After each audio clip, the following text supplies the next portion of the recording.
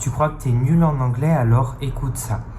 Je vais te raconter l'histoire d'un de mes élèves qui est parti de zéro et qui a réussi à déménager complètement en Angleterre.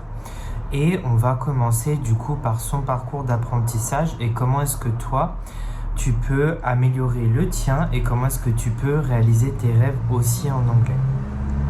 On commence par le début.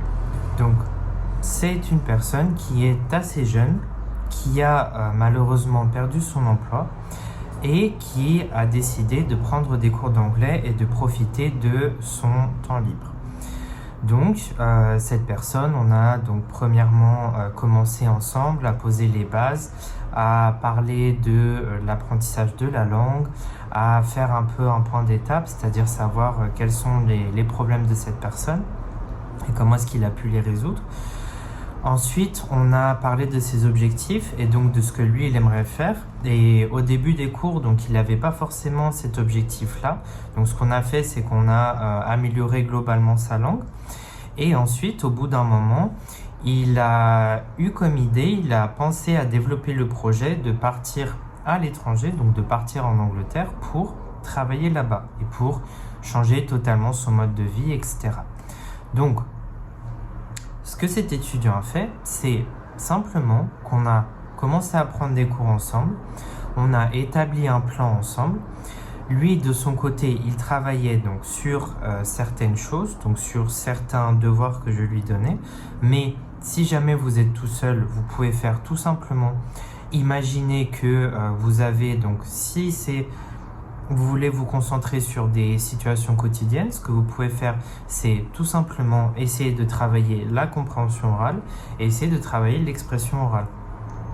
Et si jamais vous souhaitez simplement améliorer votre anglais pour le contexte professionnel, dans ce cas-là, ce que vous pouvez faire, c'est vous entraîner avec du vocabulaire professionnel et imaginez si par exemple vous avez une réunion qui arrive avec quelqu'un qui est anglophone, vous pouvez simplement nous préparer déjà du vocabulaire avec votre domaine spécial. Ensuite, vous pouvez donc préparer des notes pour la réunion en question. Et ensuite, donc vous serez prêt, vous ramenez ces notes avec vous pendant la réunion. Et ensuite, vous allez être en capacité donc de pouvoir parler, de pouvoir comprendre, etc. Donc ça, c'est une première chose. Donc c'est premièrement définir votre objectif. Quel est votre objectif d'apprentissage? Si votre objectif d'apprentissage, c'est pour voyager, dans ce cas-là, vous pouvez dans un premier temps vous mettre comme objectif la compréhension orale et l'expression orale. Ensuite, vous pouvez, donc si votre but c'est pour le travail, donc c'est professionnellement, vous pouvez vous créer une liste de vocabulaire, vous pouvez créer une liste à l'écrit, donc de mots que vous utilisez souvent, de mots que vous entendez souvent, etc. Vous entraînez à les comprendre, vous entraînez à les prononcer et de cette manière-là, en fait, quand vous serez dans une situation où vous aurez beaucoup plus besoin de connaître ce vocabulaire-là, dès qu'il sortira, tout de suite, vous le reconnaîtrez. Ça, c'est une autre chose.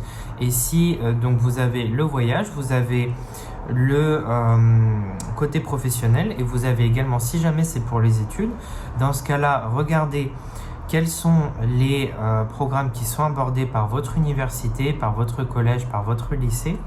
Et grâce à ça, grâce à ce programme, vous allez pouvoir donc savoir sur quoi est-ce qu'il faut que vous vous basiez, donc sur quel chapitre exactement, sur comment est-ce que vous souhaitez avancer pour l'apprentissage de la langue et sur quoi est-ce que vous souhaitez vous concentrer. Donc, une fois que vous avez défini vos objectifs, vous pouvez petit à petit avancer sur chacun des sujets et ce qui fait que si vous dédiez environ, on va dire 20 minutes par jour ou vous pouvez dire 20 minutes tous les 2 jours si vous avez un emploi du temps compliqué. Ce que vous faites, c'est que vous concentrez sur ces domaines-là et vous mettez en place un plan d'action par vous-même. Donc avec un professeur, donc avec moi par exemple, c'est beaucoup plus facile parce que du coup, je mets en place ce plan-là pour vous et si en général, vous trouvez des professeurs, ils feront ce travail-là normalement si c'est des bons professeurs. Et donc en fait, c'est surtout sur ça qu'il faut que vous vous concentriez, c'est en mettant un plan d'apprentissage en place et ensuite en faisant en sorte que ce plan d'apprentissage-là, il soit respecté. Donc ça, c'est deux choses sur lesquelles il faut que vous vous concentriez. Et ensuite, vous verrez que l'apprentissage de la langue deviendra beaucoup plus fluide. Donc je vous invite maintenant à vous abonner donc à ma chaîne. Vous avez aussi mon Instagram que je mets dans la description où je partage des tips en anglais. Vous pouvez également commenter et partager cette chaîne. Je vous serai très reconnaissant. Je poste aussi du contenu sur Instagram Shorts, Instagram Reels, sur Shorts et sur TikTok également. Donc vous pouvez me suivre sur tous ces réseaux-là. Et vous pouvez également réserver un cours dans la description et écouter le podcast Anglais Facile qui est en rapport avec cette chaîne-là. Donc, je vous remercie pour aujourd'hui d'avoir regardé ma vidéo et je vous souhaite à la prochaine.